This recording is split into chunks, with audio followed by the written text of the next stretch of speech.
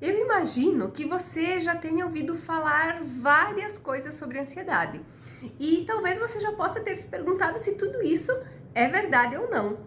E pensando nisso, eu vou trazer para você hoje 3 verdades sobre a ansiedade e 2 mitos sobre a ansiedade.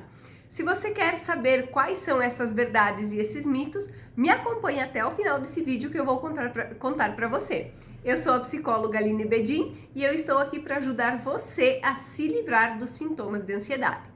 E claro, vamos começar pelas verdades.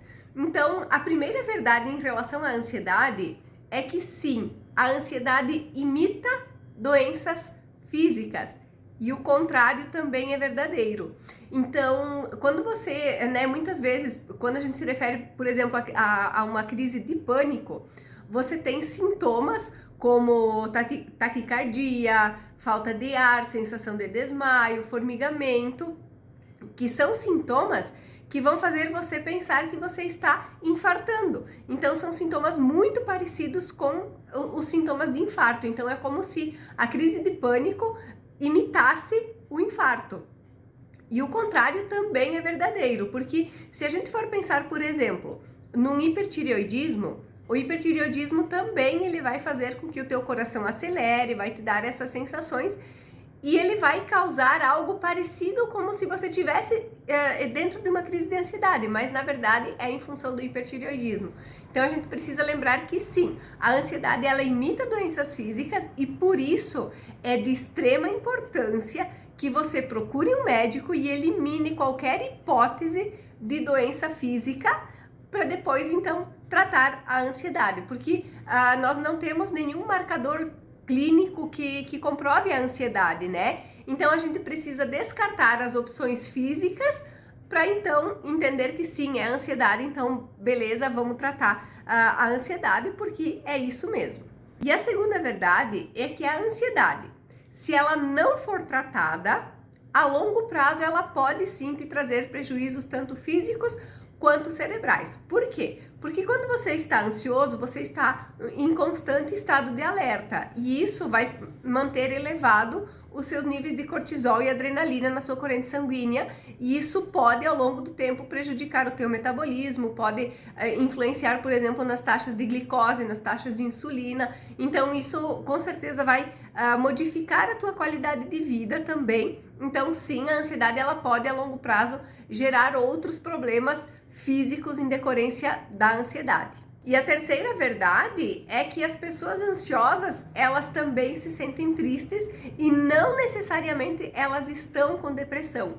Por quê? Como eu acabei de falar, a ansiedade ela te deixa sempre em estado de alerta, você não consegue relaxar, você não consegue descansar, então isso te traz uma sobrecarga muito grande e pode te trazer também essa sensação de tristeza, pode te deixar para baixo e não necessariamente você ter a depressão.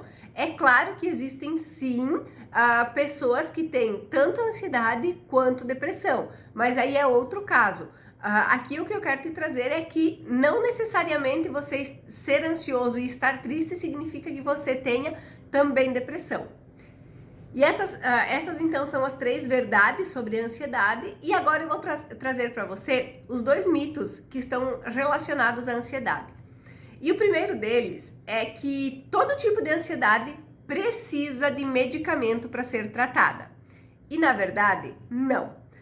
Existem casos sim que a gente precisa utilizar a medicação, mas casos leves a moderados a gente não precisa utilizar medicação no tratamento, a gente vai utilizar a psicoterapia da abordagem cognitivo-comportamental. Então, dentro da psicoterapia você vai aprender a identificar os teus gatilhos que vão disparar a tua ansiedade, a gente vai aprender a lidar com a ansiedade, a entender como reagir, como lidar com o que você está sentindo, e aí você aprende a controlar isso, você aprende a ficar sem os sintomas, você entende como lidar realmente com a ansiedade. Então, somente com a terapia, nesses casos mais leves e moderados, você consegue se libertar da ansiedade sem o uso de medicamentos.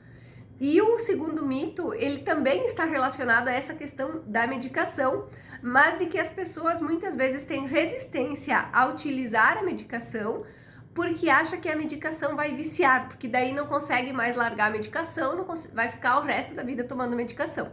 E não é bem assim. E assim, mesmo que fosse, né, mesmo que você precisasse tomar medicação para ansiedade, por exemplo, o resto da vida, pensa comigo. Se você tivesse problema de diabetes, você tomaria remédio o resto da vida e estaria tudo bem. Então, se fosse para ansiedade, pela lógica, deveria ser a mesma coisa. Mas o ponto aqui é que não necessariamente você vai precisar tomar medicação o resto da vida. Porque o que acontece? A gente precisa pensar na questão do tratamento que existem casos mais severos que a gente precisa sim entrar com a medicação, para que a gente consiga, através da terapia, ter um resultado mais efetivo. Porque assim, ó, para você entender a diferença, imagina que você tá com o seu carro numa estrada de asfalto, né? Numa estrada assim, ó, essa estrada acabou de ser pavimentada, ela não tem um buraquinho, tá uma estrada 100%. Você consegue atingir uma velocidade muito alta no teu carro nessa estrada, certo? Agora, se você estiver, ao invés de estar nessa estrada pavimentada, você está numa estrada de terra, cheia de buracos, mal ajeitada, estreita, a que velocidade você vai chegar no teu carro? Com certeza não é a mesma do que a velocidade que você chegaria numa estrada pavimentada. Então, você utilizar a medicação no tratamento da ansiedade é como se você saísse dessa estrada de terra e fosse para essa estrada pavimentada. Então, ela te dá as condições para você conseguir tratar, para você conseguir lidar com a ansiedade. Então, essa é a importância de tomar a medicação.